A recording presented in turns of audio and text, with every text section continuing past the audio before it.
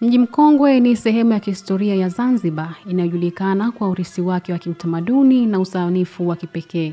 Ni mji wa kale uliopo katika kisiwa cha Unguja na umetajwa kuwa ni sehemu ya urithi wa dunia wa UNESCO tangu mwaka 2000. Leo Mji Mkongwe ni kivutio kikuu cha watalii, ukihifadhi urithi wake huku pia ukikabiliwa na changamoto kama uharibifu wa majengo kutokana na hali ya hewa na ongezeko la idadi ya watu.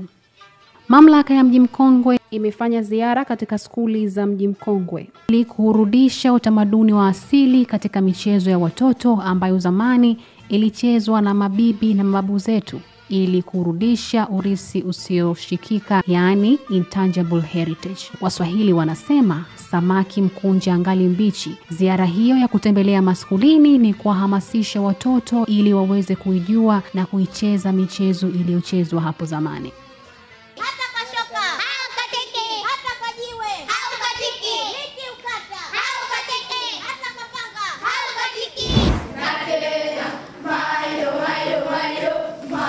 Mkurugenzi idara ya tafiti na uwekezaji mamlaka ya Mji Mkongwe, Asha Ali Hassan, amesema wameanzisha mashindano yatakayofanywa na skuli hizo ili kujenga hamasa kwa watoto waweze kuvutiwa na michezo hiyo. Leo tumefanya ziara katika shule za Mji Mkongwe, shule ambazo ni skuli ya Kiswandui, Mkunazini, Kajificheni na skuli ya Mluka iliyopo Malindi. Lengo kuu na madhumuni ya kuzitembelea hizi shule ni kwamba sasa hivi mamlaka Mji Mkongwe tumejitayarisha kurejesha utamaduni wa asili katika michezo ya watoto. Michezo hii ambayo asili walicheza wazee wetu na sasa hivi kwa muda mrefu michezo hii imetoweka. Kwa hiyo Mji Mkongwe hatutunzi majengo tu, yani ni urithi unaoshikika, bali tunatunza mpaka urithi ambao usioshikika, na urithi huu ambao sasa hivi sisi wenyewe wa Zanzibari tumeuacha.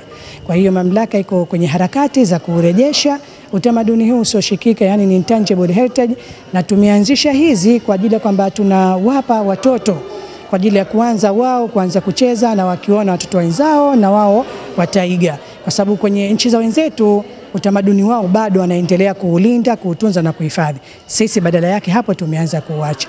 Kwa hiyo tumeanza kuwafunza watoto hii michezo ya kizamani, kwa mfano kama hadifundo, njugu ni lembwe, mchezo wa simba, nasaka mke wangu, kuruka kamba, pamoja na mchezo wa